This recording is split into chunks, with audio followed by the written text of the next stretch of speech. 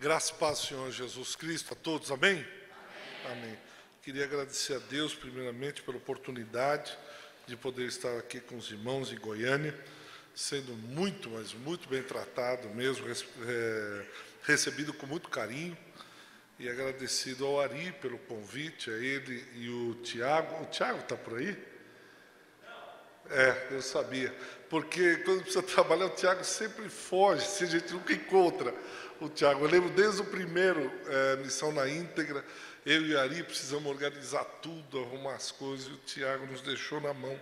Até hoje, tem nos deixado na mão. Continuo mesmo, esse meu amigo Tiago.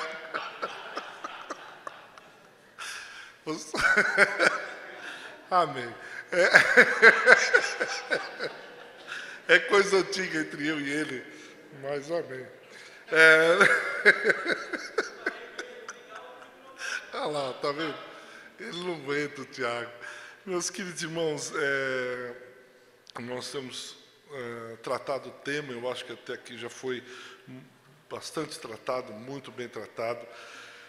E para mim coube fruto podre, estraga todo o cesto, em Lucas 8, mas eu quero usar um outro texto e compartilhar alguma coisa que Deus colocou no meu coração, assim, muito forte. Eu tenho meditado, pensado nisso, e creio que tem tudo a ver com o que a gente está falando e com aquilo que foi proposto para que eu falasse nessa noite, concernente ao discipulado, concernente a uma pessoa que pode comprometer toda uma família, pode comprometer toda uma igreja, pode comprometer toda uma nação. Eu queria que os irmãos abrissem a sua Bíblia em Juízes, capítulo 17.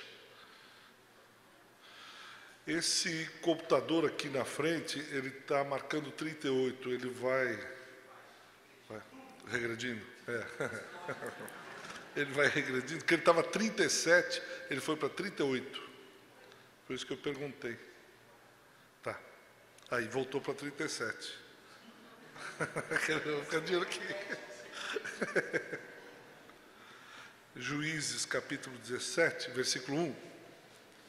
Eu vou pedir que você fique com a Bíblia aberta para que a gente possa estar examinando as Escrituras. Havia um homem da região montanhosa de Efraim, cujo nome era Mica, o qual disse à sua mãe: os 1.100 ciclos de prata que te foram tirados, por cuja causa deitava as maldições e de que também me falaste, eis que esse dinheiro está comigo, eu o tomei. Então lhe disse a mãe: bendito do Senhor seja meu filho. Assim restituiu os 1.100 ciclos de prata à sua mãe, que disse: de minha mão, dedico esse dinheiro ao Senhor para meu filho, para fazer uma imagem de escultura e uma de fundição, de sorte que agora eu te devolvo. Porém, ele restituiu o dinheiro à sua mãe, que tomou 200 ciclos de prata, e os deu ao ourives, o qual fez deles uma imagem de escultura e uma fundição. E a imagem esteve em casa de Mica. Versículo 5. E assim esse homem, Mica, veio a ter uma casa de deuses, fez uma estola sacerdotal e ídolos do lar, e consagrou a um de seus filhos para que lhe fosse por sacerdote. Naqueles dias não havia rei em Israel, cada qual fazia o que achava mais reto. Naqueles dias não havia rei em Israel, cada qual fazia o que achava mais reto. Pai, nós pedimos que o Senhor nos ajude a entender as Escrituras. Estamos diante da santa palavra de Deus. Estamos diante do Senhor e do teu povo.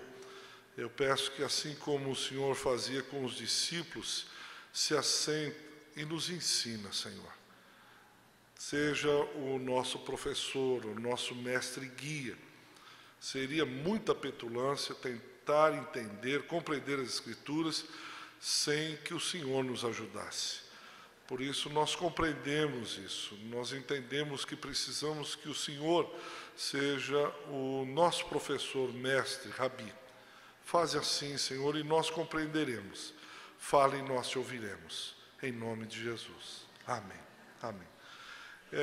A história é a história de um rapaz que habitava na região montanhosa de Efraim, e ele roubou a sua mãe cerca de 13 a 15 quilos de prata.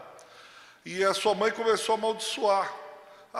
Quem roubou essa minha prata, vai acontecer isso, e lançou maldições. Ele ficou com medo, porque praga de mãe pega. E ele foi para a mãe e disse assim: ó, mãe, fui eu. A mãe olhou e disse: foi você, filho? Foi. Bendito do Senhor seja meu filho. E aí, quando ele deu o dinheiro de volta para a mãe o devolveu para que ele construísse um ídolo lá. Ele pega o dinheiro, vai até o ourives, e o ourives constrói um ídolo, uma imagem de escultura, conforme o versículo 4, uma fundição, e assim Mica veio a ter uma casa de deuses, e fez uma estola sacerdotal, ídolos do lar, consagrou seus filhos para que um deles fosse sacerdote. E o versículo 6 termina dizendo que naqueles dias não havia rei em Israel, cada qual fazia o que achava mais reto. E é interessante porque esse período de Juízes lembra um pouco o momento que nós estamos vivendo, um momento social, quando alguns dizem pós-modernidade, onde você não tem uma autoridade única, onde você tem uma pluralidade, né? Deleuze tem uma frase que ele diz: não existe sequer um acontecimento, um fenômeno, uma palavra, nem um pensamento cujo sentido não seja múltiplo. Então, Gilles Deleuze, ele diz: olha, tudo é múltiplo, tudo é plural, não há fundamento nenhum, não há algo sólido. Marshall Berman tem um livro que tira essa frase de Marx, que ele diz: tudo que é sólido desmancha no ar. Parece que nós vivemos num momento como de Juízes, tudo é plástico, tudo se amolda facilmente. Ou Bauman diz modernidade líquida, tudo é líquido. Você coloca o líquido numa caixa oval, ele fica oval. Você coloca dentro de uma bexiga, ele fica com uma bexiga. Nós vivemos um momento plástico, ou num momento, como Bauman diz, um momento líquido, onde tudo se transforma, onde tudo vale, nada vale, pode ser. Um outro autor diz que nós vivemos essa pós-modernidade como a descida de um carrinho de uma montanha russa, quando você fica assim, é isso que nós vivemos. Então, você acha isso? Eu acho aquilo. E aquele acha assim, e o outro acha assim, daí quem acha alguma coisa? Ninguém acha nada, todo mundo acha tudo, mas nunca encontramos aquilo que nós queremos encontrar. Tudo que nós pensávamos, tudo que nós imaginávamos, ele se desmanchou no ar. Outro sociólogo chamado Anthony Giddens diz: as instituições tradicionais têm sido todas reavaliadas. Não há uma instituição que não está sendo reavaliada. Eu tenho lido um teólogo católico chamado André Torres Queiruga, e ele tem uma série de livros reavaliando, então, repensando a ressurreição, repensando as escrituras, e as escrituras e a fé e todas as tradições estão passando por um momento de reavaliação. Como bem diz o versículo 6, não havia rei, cada qual fazia o que achava mais reto. Cada qual fazia aquilo que entendia melhor. Para terminar essa infinidade de situações, o próprio Michel Foucault diz: é um momento de descontinuidade. Outros vão dizer, são rupturas e descontinuidades. Rupturas com as tradições antigas. Tem até um professor, reverendo, escreveu: o que estão fazendo com a igreja. Outro escreveu: eu quero a minha igreja de volta. E não são poucos os saudosistas como eu que dizem: onde está a igreja que eu me converti? O que aconteceu com a igreja que eu me converti? Aquela igreja que nós cantávamos cânticos, tinha mais ou menos um formato, sabíamos quem era quem, o que iria acontecer. Hoje não temos, cada um faz segundo acha reto, segundo entende, segundo pensa melhor, e assim nós vamos tentando caminhar. Então, esse texto aqui de Juízes, capítulo 17, eu acho que ajuda-nos a compreender principalmente essa formação do discípulo. E eu creio que formação de discípulo passa necessária e obrigatoriamente pelo caráter do discípulo. E nós vemos Mica, esses três personagens principais, Mica, o levita, que nós vamos ler a partir do versículo 7, e a mãe de Mica. Então vamos lá. Primeiro eu preciso dar o contexto histórico. Não havia nenhuma liderança, como nós bem explanamos agora. Não havia líder, cada um fazia o que bem entendia, por um período de 300 anos, é esse período aí chamado período juiz, uma transição entre a lei e a monarquia. Então não há liderança nenhuma, ninguém presta contas a ninguém. Bem parecido com o que nós vivemos. É difícil aqueles que têm alguém para prestar contas. Por que você está fazendo isso? Ele vai e presta contas a ninguém. Israel estava nesse momento, ninguém prestava contas a ninguém. O estado da nação era uma geração, veja aí Juízes, capítulo 2, versículo 10, era uma geração que não conhecia o Senhor e entrou pelo caminho da idolatria. Veja lá o versículo 10. Foi também congregada a seus pais toda aquela geração, e outra geração após dele se levantou que não conhecia o Senhor, nem tampouco as obras que fizera Israel. Então fizeram os filhos de Israel que era mal perante o Senhor, pois serviram aos Balaíns, aos deuses. Deixaram ao Senhor Deus de seus pais, que os tiraram da terra do Egito, e foram-se após os outros deuses, dentre os deuses das gentes que havia ao redor deles, e os adoraram e provocaram ao Senhor, porquanto deixaram o Senhor e serviram a Baal e a Astarote. É uma geração que achava que estava começando a fazer história, ou não tinha passado. Como nós encontramos isso, principalmente na área musical. Gente que se levanta como se ninguém tivesse nunca pensado na arte, na música, nada. Eles estão começando a fazer a música gospel no Brasil e não tem ninguém para trás, não tem história, não tem nada. Israel vivia o mesmo jeito. Uma geração que se levanta que não conhece o Senhor, que acha que está começando o evangelho agora.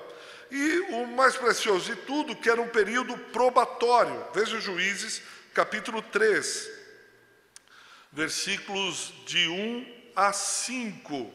Deus estava provando o seu povo. Juízes 3:1. São essas as ações que o Senhor deixou para por elas provar a Israel. Isto é, há quantos Israel não sabiam de todas as guerras de Canaã? Tão somente para que as gerações dos filhos de Israel delas soubessem, para lhes ensinar a guerra, pelo menos os que dantes não sabiam disso. Versículo 4. Esses ficaram, os cananeus, sidônios, filisteus, heveus.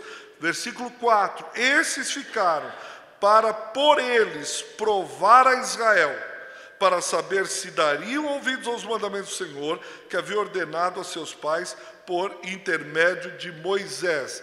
Deus deixa alguns povos para provar a Israel, para ver se eles iam realmente seguir, serem fiéis à aliança ou não. Então esse é o contexto que se dá essa história de Mica, da sua mãe e do levita. E eu creio que agora nós começamos verdadeiramente entrando nessa passagem.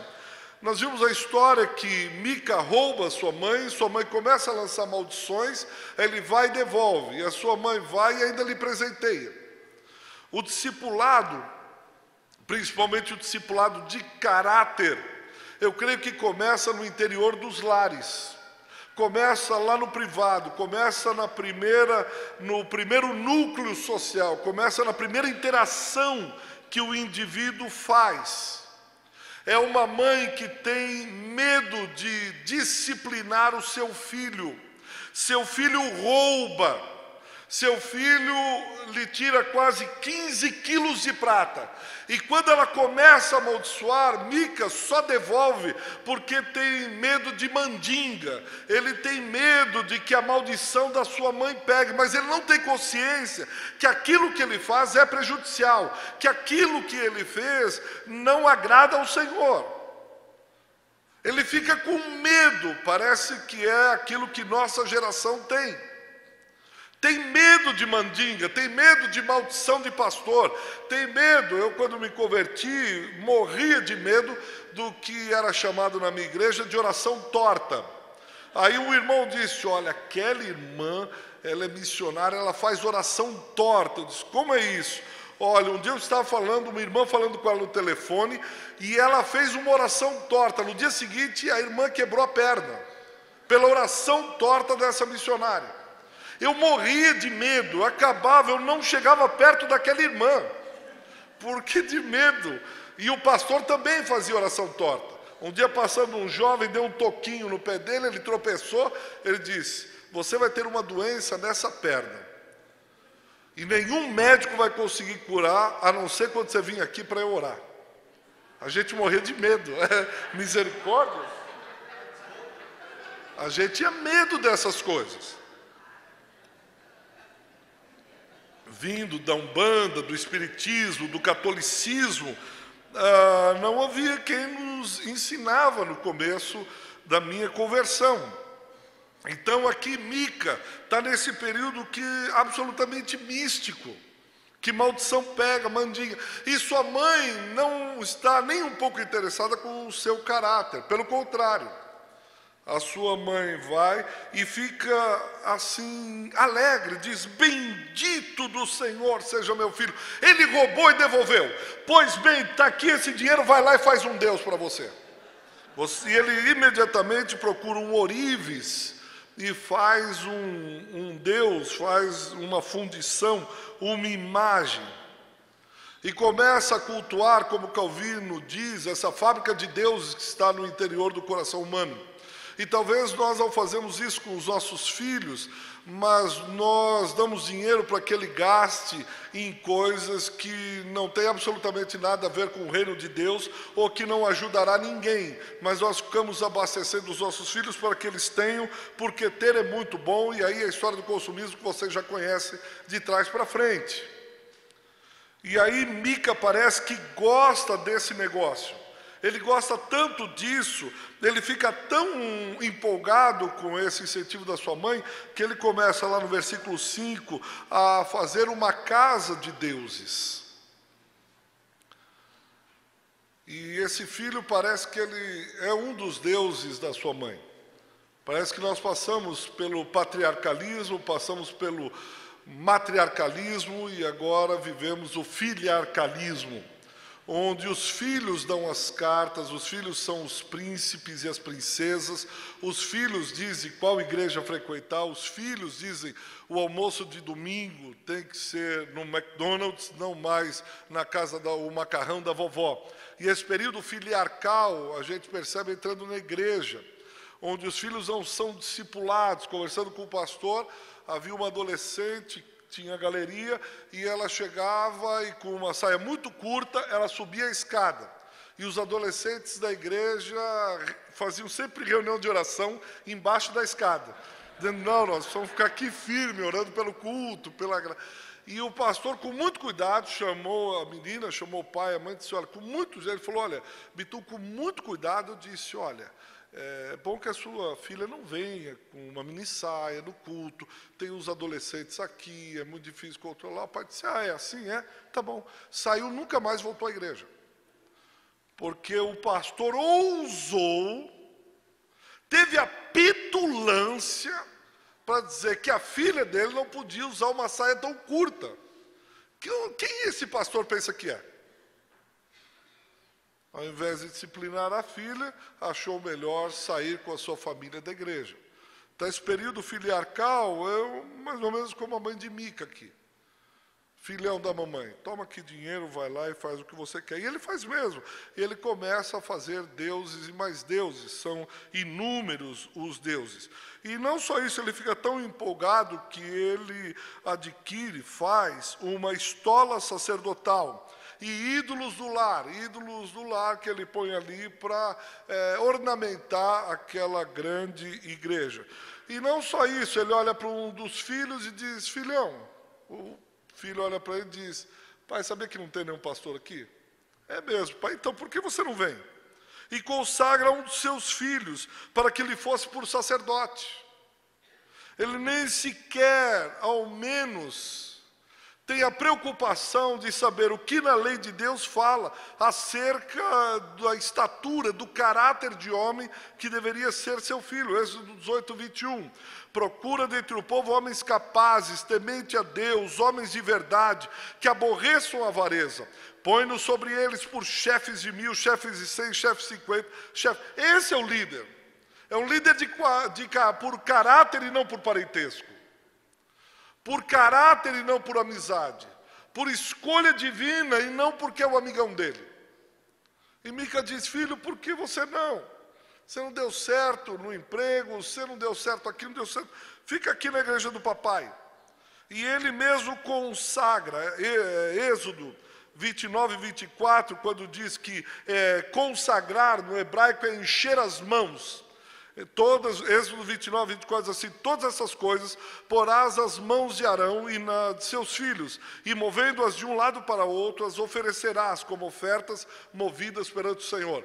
É assim que os filhos de Arão são consagrados. No hebraico é encheu as mãos, e eles balançam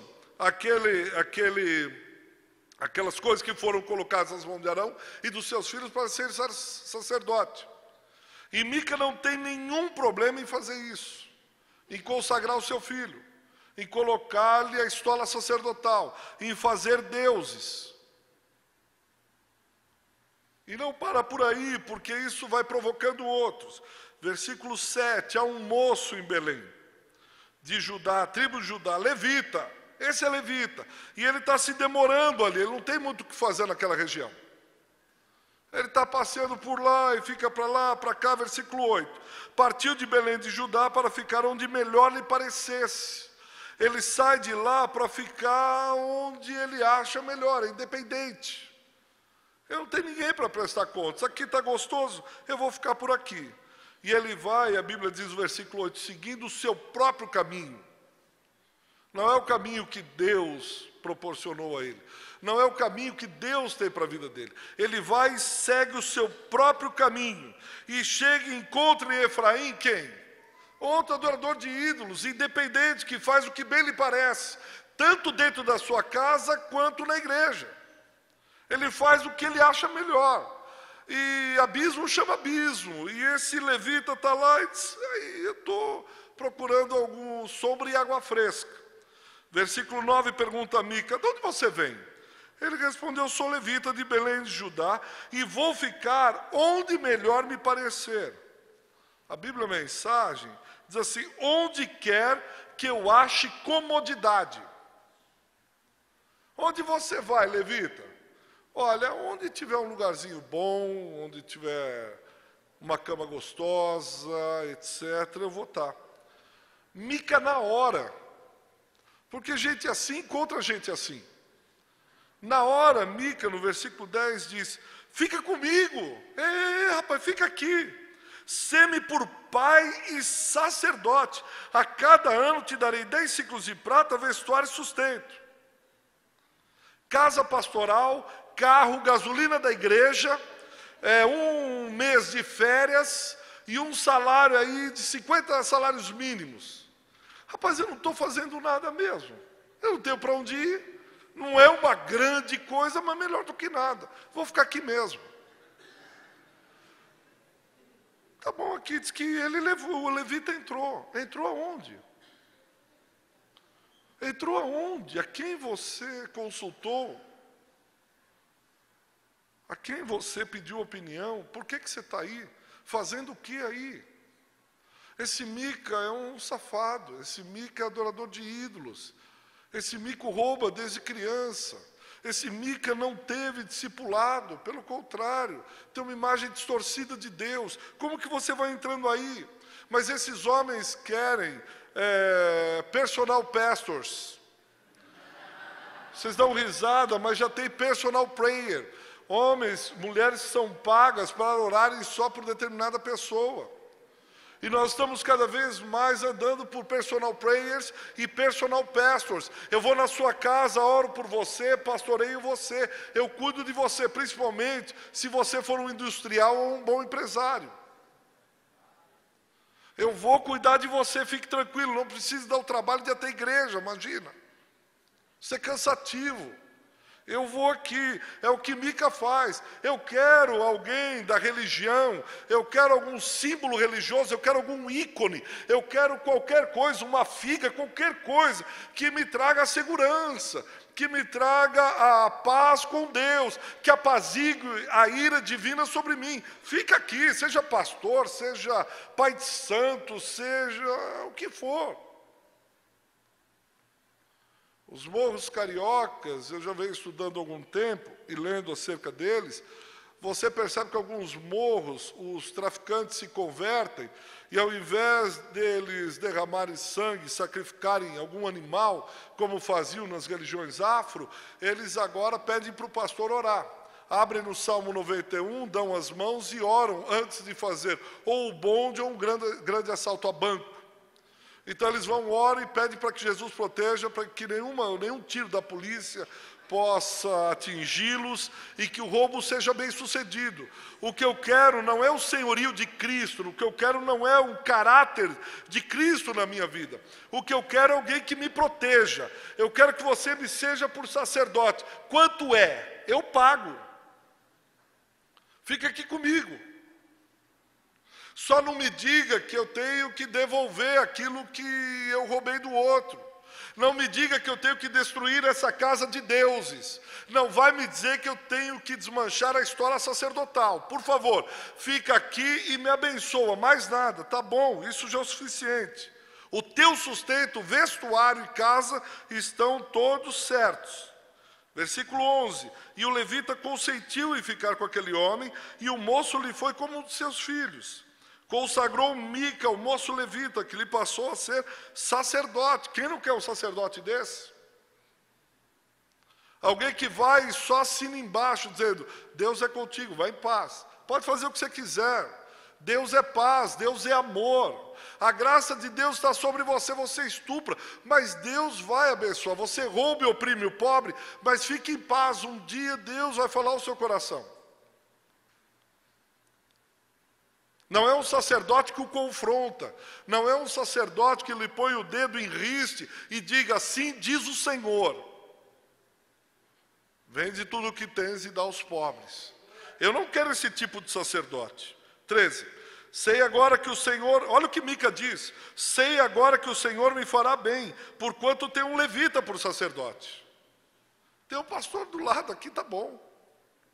Era só isso que eu queria mesmo. Mas gente que vive desse jeito, sempre encontra gente que vive desse jeito também. Olha o versículo 18. Tinha lá a tribo de Dan.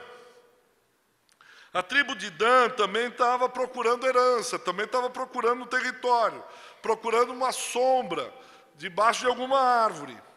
Enviaram os filhos de Dan 5 homens valentes. Versículo 3. Estando eles junto da casa de Mica, reconheceram a voz do moço levita. Eles reconheceram a voz daquele levita. Os danitas estavam procurando, vieram armados procurando lugar ali. E reconheceram, quando chegaram na casa de Mica, reconheceram a voz do levita. Chegando para lá, disseram, quem te trouxe para aqui? O que você está fazendo? O que você tem aqui? Ele respondeu, assim me fez Mica. Ele me assalariou. E eu lhe sirvo de sacerdote. Vocês acham que eu vou perder essa boquinha? Você acha que eu vou perder essa boquinha? Por isso que eu estou aqui. Por que você está aqui? Ele não disse. Porque Deus disse que havia um propósito, um luzeiro. Deus disse, né, Ari, para eu brilhar aqui. Não, ele diz, olha, eu estou aqui porque Mica fez uma proposta, ó, genial. Salário bom, por isso que eu estou aqui. Não tem nada a ver com Deus. É grana. É sombra e água fresca. E eu lhe sirvo de sacerdote. Eu não sou sacerdote dele, não sou profeta, eu não sou homem de Deus. Eu sirvo como sacerdote. Como o funcionário serve Mica e tantos outros que servem a Mica, eu também, como religioso, sirvo a Mica. 5. Então lhe disseram, se é assim, consulta a Deus para que saibamos se prosperará o caminho que levamos. Consulta a Deus para ver se a gente vai invadir umas terras aí e matar alguém. Vê se Deus vai dar a nossa herança, se nós vamos ficar aqui com o iPad dele, com o iPhone, se o carro dele vai ser nosso. Dá uma consultada. Se você não lembra o texto, o que você acha que esse levita vai responder? Um monte de cara armado na frente dele, dizendo, Deus vai nos abençoar ou não vai? O que você acha que ele respondeu? Pai, não precisava nem perguntar, imagina. Para que perder tempo comigo? Estou vendo pela cara de vocês são gente boa. Só de olhar, quando eu vi vocês entrando, eu falei, esses são homens de Deus. Isso aí é judeu da melhor espécie possível. Pode ir em paz, o Senhor é lecabastei, o Senhor é contigo. Vai na paz, vai na paz. Opa, dá uma risada. O sacerdote disse, vai em paz, o caminho que levais está sob as vistas do Senhor. Partiram os 5 homens e chegaram a Laís e viram que o povo que havia nela estava seguro, segundo o costume, e tal, e planejo. Vamos pular um pouquinho que o tempo está. Versículo 13. Dali passaram, eles voltaram a Efraim, e chegaram até a casa de Mica de novo. Os 5 homens que foram espiar a terra de Laís disseram a seus irmãos, sabeis vós que naquelas casas há uma estola sacerdotal, há símbolo religioso, a ícone, a mandinga, a figa, e ídolos do lar e uma imagem de escultura e uma de fundição. Vede, pois, o que haveis de fazer.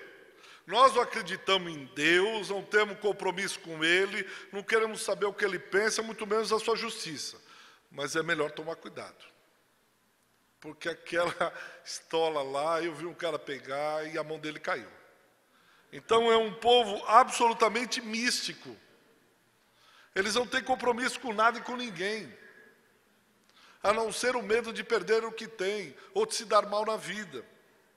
Então foram para lá e chegaram à casa do moço, levita, e casa, e o saudaram.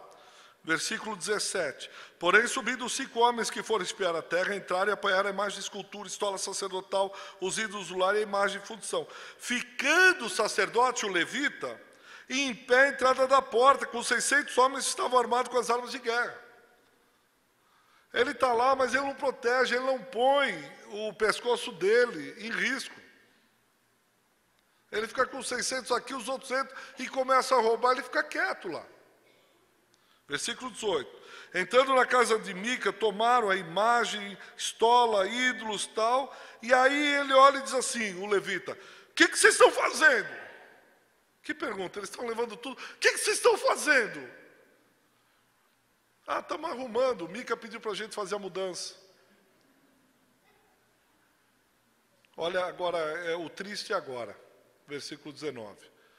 Ele tenta ser voz, ele tenta dar uma dura, ele tenta exortar, ele tenta, mas ele não tem moral para isso. Ele não tem caráter. Olha o versículo 19. Eles disseram, cala-te, cala a boca. Você não tem autoridade para falar com a gente.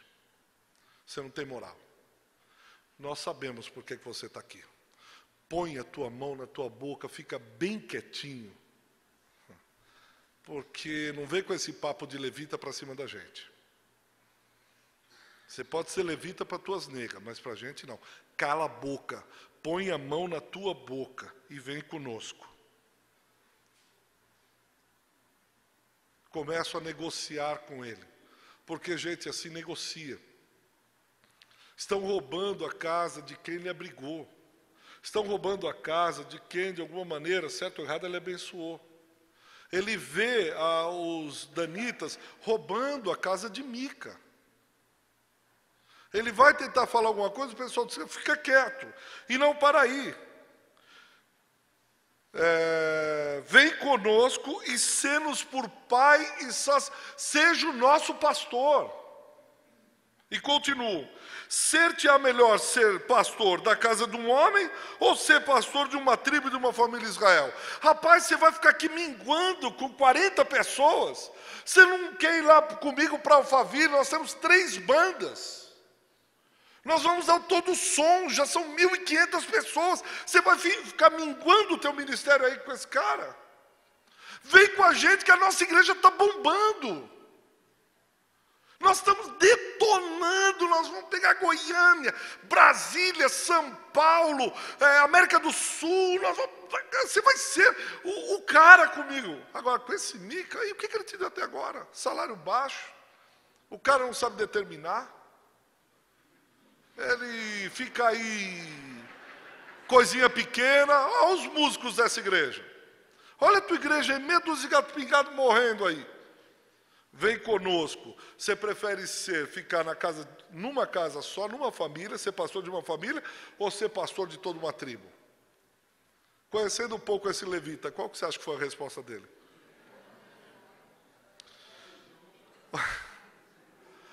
Olha o versículo 20. Então se alegrou o coração do pastor, do líder. Se alegrou, os olhos dele vibraram.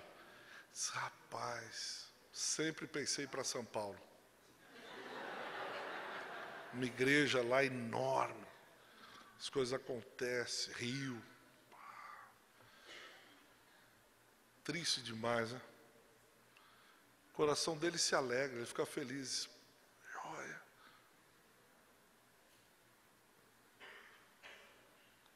Tomou estola, ídolos, imagens, escultura.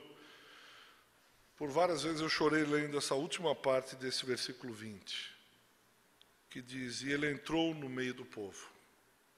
Agora ele é só mais um. Ele perdeu a relevância. Ele não tem mais relevância, é só mais um. Ele entrou no meio do povo e está indo junto com a maré. Não tem autoridade para mudar o curso desse povo, a história desse povo. Não tem autoridade, não tem o que dizer, não tem o que falar. Ele entra no meio do povo e agora está lá, mais um. E assim viraram, e tendo posto diante de si os meninos, o gado e seus bens, partiram. E quando eles estão longe, Mica, no versículo 24, 23, vai e os encontra. E no versículo 24, encontra e respondeu-lhes. 23, e clamaram após ele, os quais, voltando-se, disseram a Mica, que tens que convocasse esse povo? Por que você está vindo com essa gente atrás da gente? 24, respondeu-lhes, os meus deuses que eu fiz me tomasses, e também o sacerdote vos fosse. Que mais me resta? Como, pois, me perguntais que é o que tens? Percebe a fala de Mica? Ele disse, vocês me tomaram os deuses, vocês me tomaram a estola, me tomaram o sacerdote. O sacerdote virou mercadoria, virou barganha. Vocês levaram as cadeiras, levaram o retroprojetor e levaram o pastor.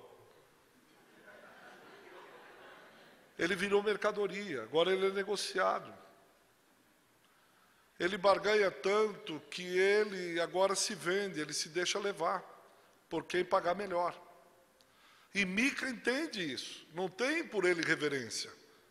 Dizendo, vocês levaram estola sacerdotal e levaram um homem relevante no nosso meio, de caráter, um discípulo. Não, Mica põe tudo no mesmo saco. O homem que se deixa negociar, rapidamente ele vai virar uma mercadoria a ser negociada.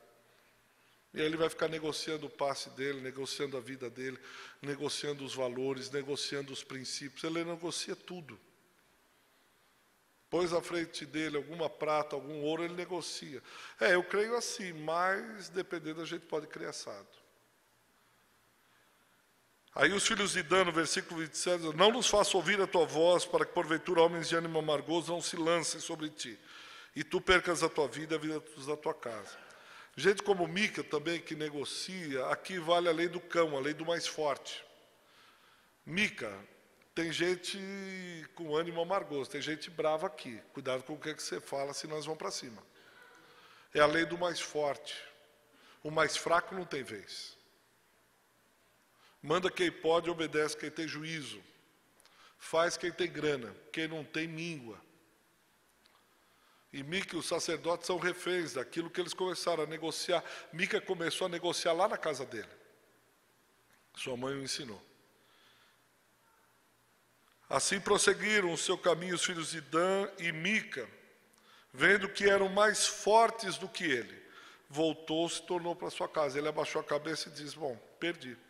Quem sabe um outro levita aí eu consigo negociar. Faço outra estola, vou tentar arrumar outro ourives. E ele vai indo de Deus em Deus, de igreja em igreja, de sacerdote em sacerdote, de profeta em profeta, de homem de Deus em homem de Deus. E ele vai caminhando e indo. Versículo 28. No versículo 27, desculpa. Levaram eles o que Mica havia feito e o sacerdote que tivera, como se o sacerdote fosse possessão de Mica, né? levar o sacerdote de Mica. Discípulo é só de Cristo, não é como nós vimos? Só Cristo pode levá-lo e trazê-lo. Só Cristo. Mais ninguém. Porque se ele se vender uma igreja, se ele negociar com alguém, ele fica mesmo discípulo daquele. Ele é discípulo do fulano de tal, mas não de Cristo.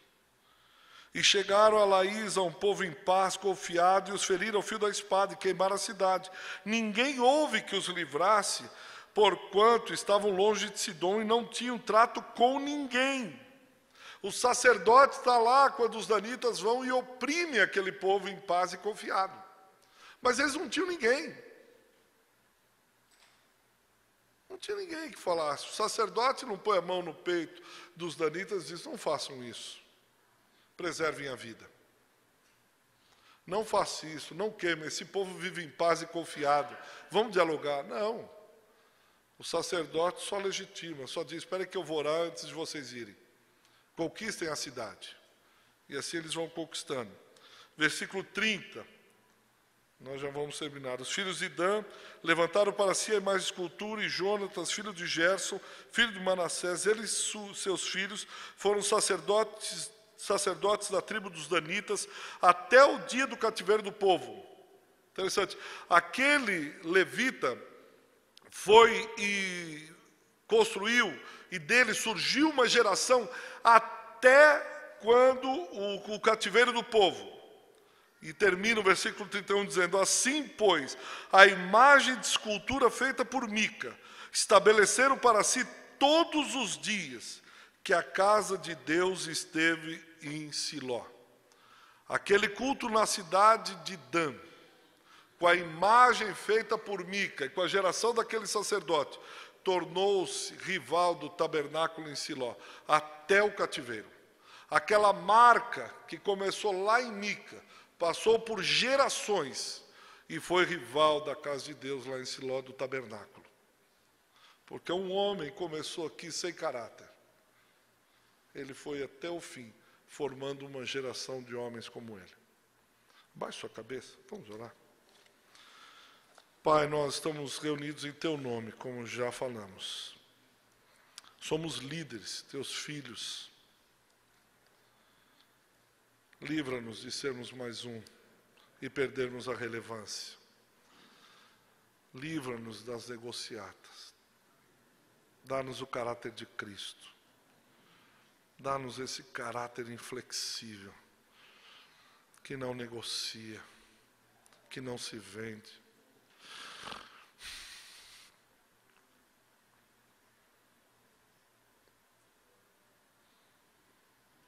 Que não é comercializado, Senhor. Nem pelo mundo, nem por Satanás, muito menos por homens. Dá-nos esse caráter como do Filho, inflexível. Ajuda-nos a sermos discípulos dele, sacerdotes dele, filhos dele. Vivermos para a glória dele. Não procurarmos a nossa comodidade. Não nos deixa seduzir, sermos seduzidos pelas facilidades. Dá-nos esse caráter de resistência, Senhor, a fim de sermos discípulos relevantes. Em nome de Jesus.